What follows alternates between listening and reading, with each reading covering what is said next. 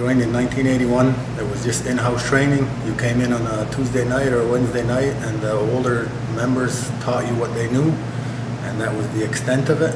When I first started, you had a coat that went down to about your knees, and you had a pair of boots that you pulled up that went over your knees.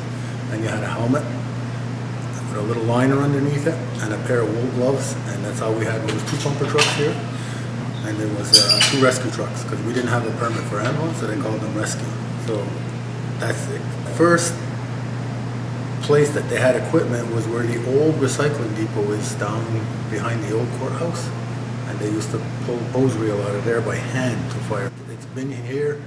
This original bay has been since the 60 or 61, I believe, and there was offices in here on the right-hand side of the building. The Amerindian police were in here, and the peacekeepers.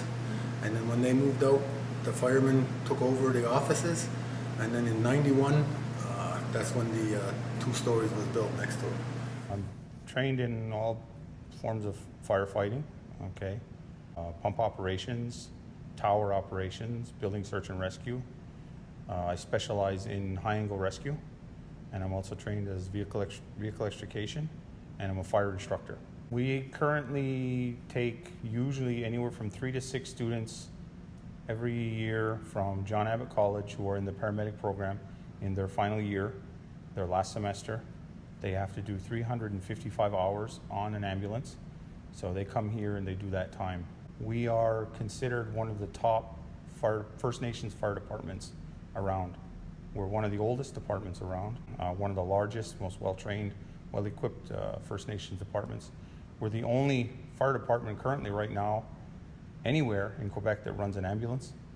And if you see us around, it's red and white as opposed to yellow. So most of the ambulances are sold to private owners.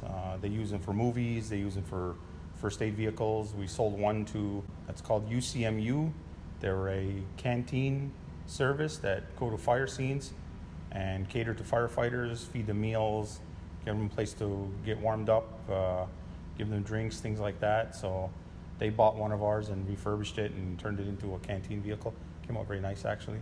We sold to companies that do movies. We sold to another place that does racing, so they have one of our ambulances. You'll see a lot of helmets that are leather now. And then we progressed to a 2nd generation SCBA, which we just took out of service about 5-6 years ago.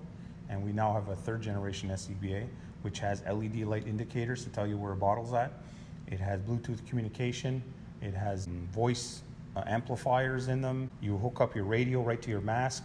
So there's all these different advances that you would have now that you didn't have when I started in the fire service. Now you're also carrying thermal imaging cameras, and thermal imaging cameras allow you to see through heat and smoke, to find people, to find openings, to find fire, things like that.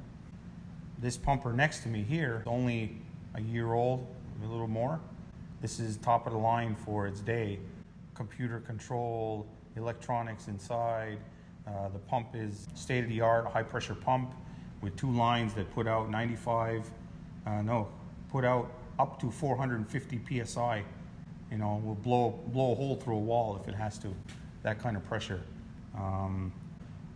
Can pump at normal pressure that a normal pump would pump for days and days and days, as opposed to our old truck, which would overheat after about 12 hours of fighting a fire.